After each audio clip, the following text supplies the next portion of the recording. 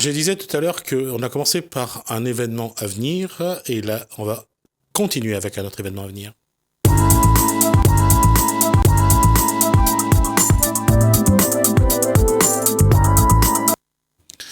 Et pour parler de cet événement à venir, 3 personnes qui vont se présenter parce que finalement j'ai oublié de leur demander leur prénom et nom. Alors l'événement à venir, Peggy, bonsoir. Nous avons sur le plateau Corinne et Jean-Yves. D'accord. Et là nous allons parler d'une conférence qui va annoncer un événement pour les Bahaïs de la Réunion, c'est-à-dire donc le bicentenaire du Bab. On va expliquer tout ça en prenant le temps. D'abord, on va se dire d'abord c'est quoi le bahaïsme. Qui m'explique c'est quoi le bahaïsme? Le bahaïsme, la foi bahaï, c'est une religion à part entière. Et pourquoi le bicentenaire? C'est que nos fondateurs, on a 2 fondateurs, le Bab et Baha'u'llah. D'accord. Alors la différence entre les deux? Alors, c'est 2 astres jumeaux. C'est la première fois dans l'histoire de l'humanité que 2 manifestations divines viennent presque en même temps. Et le Bab, il est venu, non seulement il avait pour objectif, 2 missions, c'est pour conduire sur le chemin de la paix, sur l'unité, mais aussi pour préparer la venue de Baha'u'llah. Baha'u'llah, c'est celui que Dieu rendra manifeste. Et c'est pour ça que le Bab, disons, on va dire, est le précurseur de Baha'u'llah, de la foi bahaï. La religion bahaï est née donc dans l'Iran ancien. Oui. C'est ça? en Perse, oui. En Perse? Oui. D'accord. Et là-dedans, je veux dire, par rapport aux religions, que ce soit d'une religion polythéiste ou monothéiste, le Bab, c'est un prophète? C'est un prophète. Quand je dis manifestation, c'est des prophètes, oui. Que ce soit le Bab et Baha'u'llah, c'est 2 prophètes. D'accord. Oui, à part entière, il était un prophète à part entière. Dans le sens? Sa mission a été de quoi durée? Parce que il a déclaré sa mission en 1844 et il est mort en 1850. Donc, il n'y a pas beaucoup de... Son ministère était très court. Mais néanmoins, c'était un prophète à part entière. Un prophète qui est mort dans des conditions assez tragiques. Il a été fusillé. Voilà. Et on va rappeler quand même qu'il y a eu cette histoire, cet événement, comme quoi il a été fusillé, mais le jour on devait l'exécuter, les fusils n'ont pas... Oui, en fait, c'est-à-dire le jour où on devait l'exécuter, il était en train encore de prendre des notes avec son secrétaire, on va dire dans sa prison, et on est venu le prendre. Et il a dit justement qu'il n'avait pas terminé, de le laisser terminer. Mais évidemment, ils n'ont pas voulu, ils ont pris et ils l'ont emmené. Et il y avait un régiment de 750 militaires, soldats qui étaient là pour le fusiller. Et il y avait en fait un monsieur qui était là, en fait, on va dire un commandant, qui avait justement eu l'occasion de rencontrer le Bab. Et il savait que justement le Bab était une très bonne personne. Et avant, on veut dire, d'exécuter sa mission, il a demandé au Bab de l'enlever de cette tâche. Et le Bab lui a dit de ne pas s'inquiéter. Et en effet, lorsqu'il a donné le feu vert pour le fusiller, il y a eu un nuage de fumée. Et là, évidemment, le Bab n'était plus, en fait. Et tout le monde, évidemment, ils ont été affolés. Où est-ce que le Bab, parce qu'il y a quand même eu 750, un petit peu plus même de coups de canon, on va dire. Et il était plus là. Et on l'a retrouvé dans sa cellule, en train de dicter les dernières, on va dire, ces dernières écritures. Et le fait, justement, qu'il y a eu cet événement, le commandant, il a pu, on va dire, être enlevé Déchargé de sa tâche. Voilà, déchargé de sa tâche pour ne pas justement tuer le Bab. On peut appeler ça un miracle, tout simplement. Hein. Oui, ouais. Pas se rappeler des mots. Effectivement, c'est ce qui va sans doute mettre en place le départ de cette... ce qui va devenir une religion, finalement. Oui, c'est une religion. Avec le Bab, il y avait c'était les Babis. Les disciples du Bab, les croyants qui ont accepté. Il y a eu plus de 20 000 martyrs à l'époque, pendant la dispensation même du Bab. Ce qui veut dire qu'il y avait encore plus. Et là, c'était la religion Babi. Et le Bab, il a demandé au Babi d'accepter de croire en Baha'u'llah. Parce que le Bab, il est venu, sa mission, c'était aussi pour préparer la venue de Baha'u'llah et de demander aux croyants d'accepter Baha'u'llah, parce que c'est le Baha'u'llah qui est le promis, attendu depuis des siècles.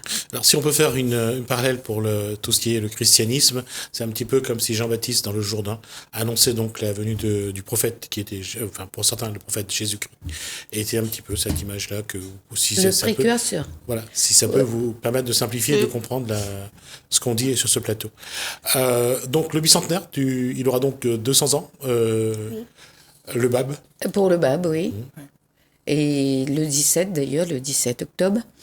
Et à l'occasion du bicentenaire, partout dans le monde, quel que soit le pays où il y a des bahis, bien sûr, quelles que soient les villes, c'est au niveau international, national, dans chaque pays, et au niveau des villes aussi, dans toutes les villes, et les quartiers où il y a des bahis qui se regroupent pour célébrer ce bicentenaire. Il y a une chose aussi que je voulais dire. Donc, ce jeudi 7 octobre, c'est l'occasion donc de fêter, de célébrer son bicentenaire. Mais en même temps, il y a quelque chose il y a cette conférence qui va se dérouler donc au Salon d'honneur, c'est ça? Alors, on va juste regarder. Il y aura deux conférences.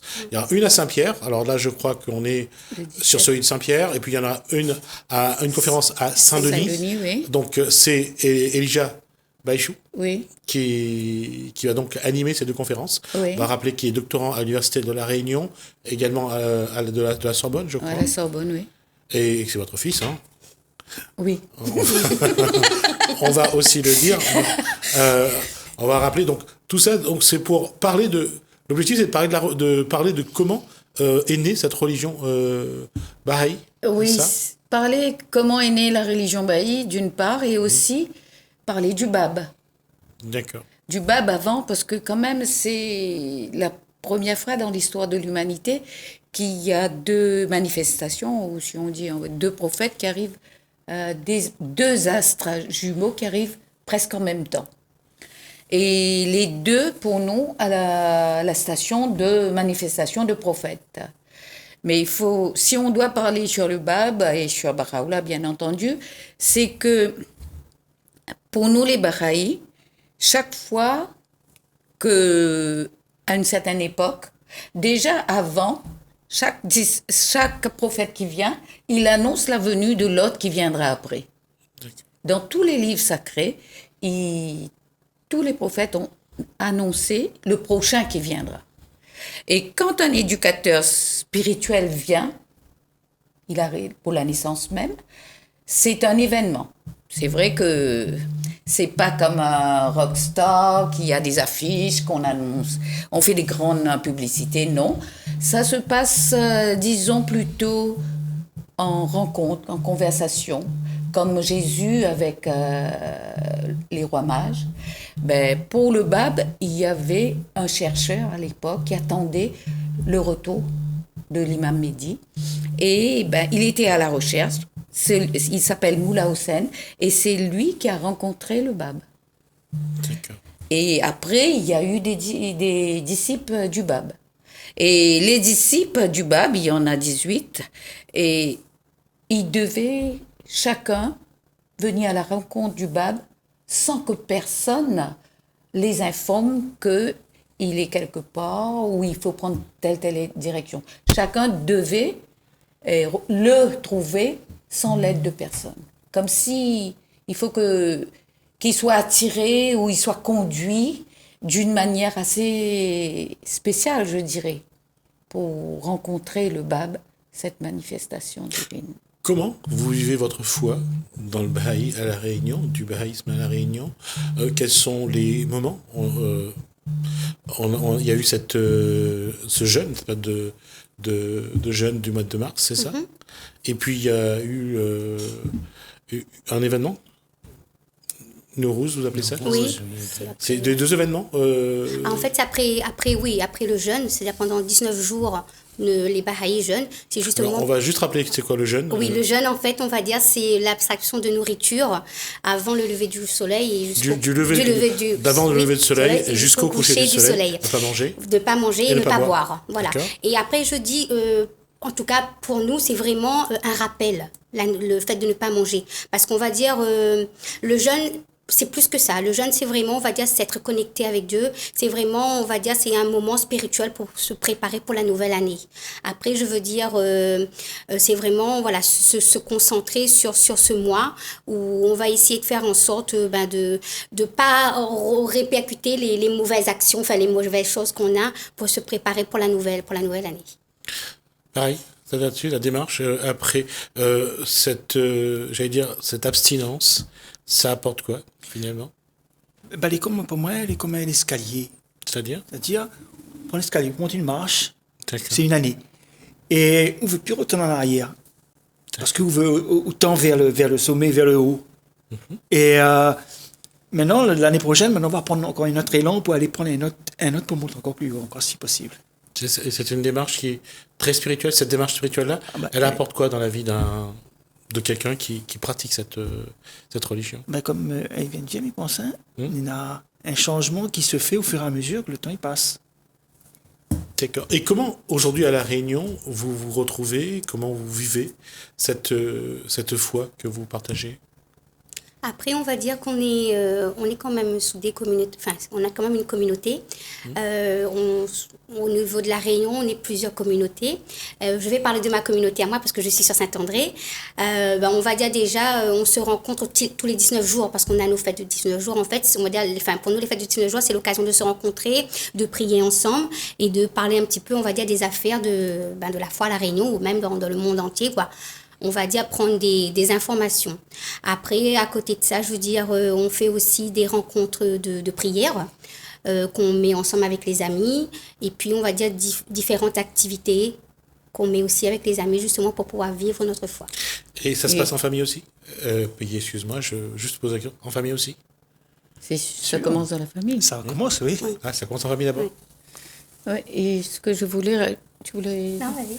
Ce que je voulais rajouter aussi, enfin, à mon niveau, on va dire, parce que chacun a un développement personnel, parce que c'est un engagement entre nous, personnellement, entre nous et Dieu, et ce qu'on souhaite faire dans la vie. Alors, on peut avoir des directions, pas des directions, mais divergences d'action dans notre vie, parce que il faut se dire que la foi Baha'i, le fondement même, que ce soit le Bab et Baha'u'llah, ils sont venus pour l'unité.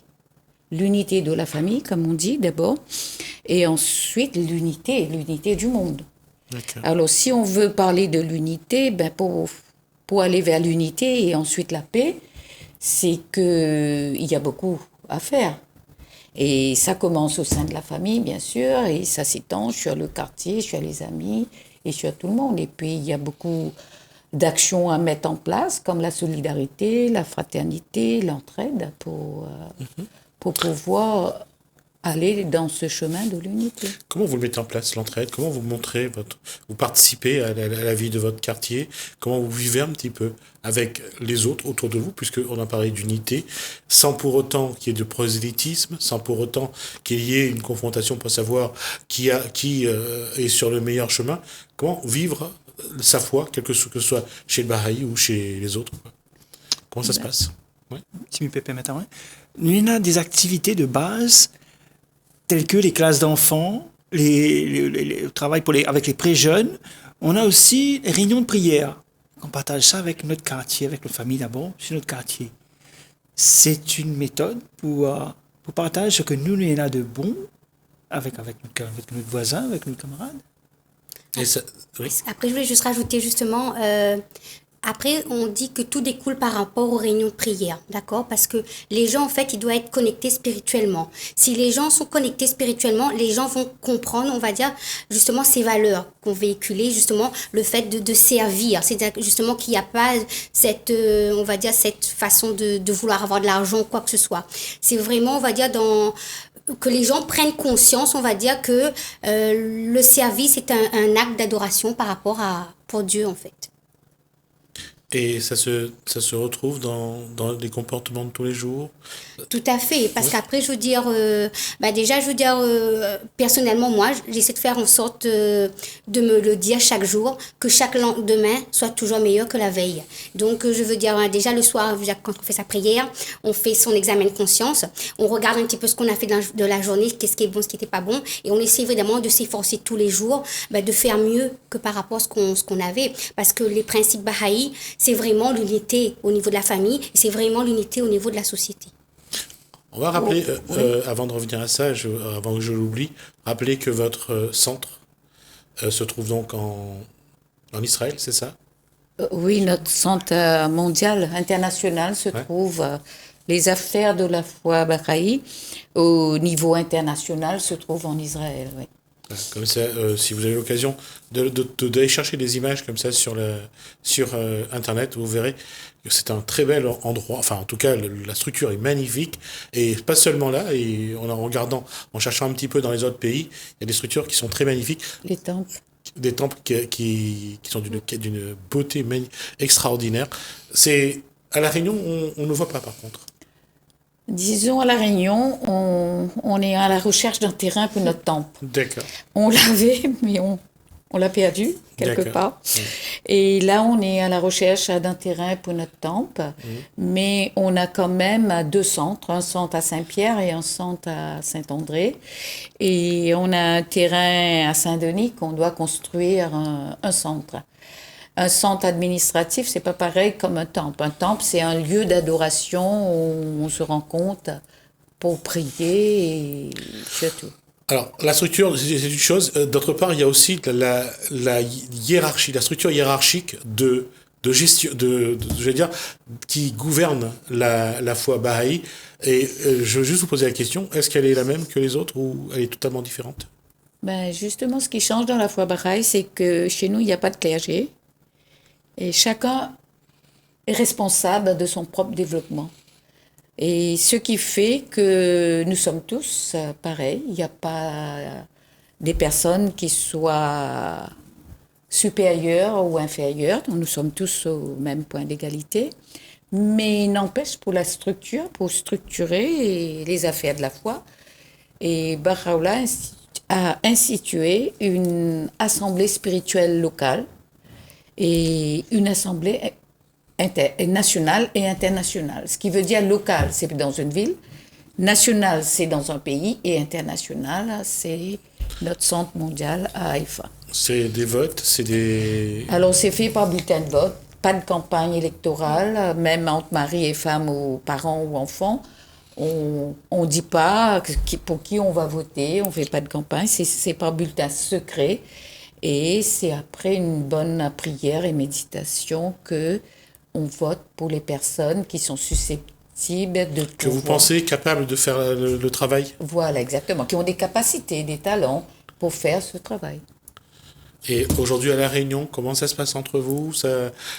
Parce qu'on n'entend pas, je pense que pour le public qui ne cherche pas, on ne vous voit pas, on ne vous connaît pas, alors que vous êtes quand même assez nombreux et bien répartis sur le territoire. Bon, après, on va dire, on essaie quand même de faire l'effort de s'intégrer, de s'ouvrir un peu plus. Justement, on va dire par rapport à nos activités de base qu'on essaie justement de mettre en place et d'accueillir, on va dire, un maximum de personnes. Après, je veux dire, c'est vraiment un échange qu'on souhaiterait avoir justement avec les autres personnes, qu'ils viennent travailler avec nous justement pour l'amélioration de la société. Vous faites peur aujourd'hui ou pas? Parce qu'il y a des religions qui font peur aux autres. Vous, ça se passe bien? Tout un parmi pense oui. Je pense pas, à mon avis, mais de toute manière, si on se pose cette question, c'est que des fois, c'est parce qu'on connaît pas l'autre religion qu'on a peur. Exactement, c'est parce que les gens ne connaissent pas. On va rappeler quand même qu'Elijah, votre fils, Elijah Baïchou, donc fait partie du groupe interreligieux et Moi donc aussi. est avec vous aussi. Pardon, excusez-moi. Comme quoi j'étais très sexiste dans ce que je viens de dire. En posant mes excuses. Non, mais vous ne saviez pas, c'est tout. Ouais. Donc les Bahaïs sont présents dans nos groupes interreligieux. Oui, nous on est membres fondateurs depuis le commencement de à La Réunion. Ça date depuis déjà 20 ans. que on est dans le groupe interreligieux. Justement, quand j'ai parlé tout à l'heure là de la fraternité, de la solidarité, on a eu une journée de la fraternité la semaine dernière au niveau du groupe interreligieux. Et là, toutes les religions étaient réunies. On en a parlé sur la fraternité. En tout cas, il n'y a pas une concurrence pour savoir qui est le plus fort, qui est la plus forte et quelle est la religion la plus populaire. Non, dans le groupe interreligieux, bon, on est là surtout parce que le groupe interreligieux, je pense maintenant, il y en a presque enfin, pas presque tous les pays, mais dans beaucoup de pays du monde, il y a un groupe de dialogue interreligieux. En métropole, je sais, il y en a au moins une quinzaine, dans 15 villes. Et le but, c'est déjà apprendre à connaître la religion de l'autre. Et ce qu'on s'est dit aussi, c'est quand on ne connaît pas la religion de l'autre qu'on a peur. Mais du moment qu'on connaît la religion de l'autre, on apprend à connaître la personne aussi, en principe. C'est dans votre objectif aujourd'hui de vous faire connaître, des réunionnais, enfin sans pour autant faire du prosélytisme, mais au moins de vous faire connaître, de savoir qui vous êtes, quelle est votre foi, ou vous préférez rester un petit peu discret c'est pas le but. Bien au contraire, parce que si on a de belles choses à offrir à l'humanité, ben pourquoi pas. Par contre, si me permettre à moi de dire que quand on est Baha'i, comment moi, les Baha'i, c'est comme si on la plonge dans l'eau et moi, il est mouillé. Quand il ressort, il est mouillé. C'est pas une étiquette, en fait. C'est pas une étiquette que nous mettent, maman les Baha'i, et puis ça reste, et puis c'est tout. D'accord. Non, quand on est. On est entièrement, on est transformé par rapport à ça. et on vit avec les autres, quels qu'ils soient. Après, j'allais justement rajouter ça, c'est-à-dire être bailli, avant tout, c'est d'aimer le monde, c'est d'aimer l'humanité. C'est vraiment ces valeurs-là qu'on essaie de faire de véhiculer auprès des autres, quoi. Et aujourd'hui, l'évolution par rapport à ce que vous faites, comment ça se passe, ce partage que vous avez avec les autres autour de vous, qu'ils soient ou non de votre religion? Justement, les activités, comme on a parlé de base, c'est-à-dire les activités qu'on a pour les enfants, pour les pré-jeunes, pour les jeunes, ce sont des activités qui se pratiquent partout dans le monde. On a les mêmes outils. Ce qui se fait à La Réunion se fait aussi en Inde, en Amérique, en Australie ou n'importe quel pays du monde. Et on a les mêmes outils, la même méthode.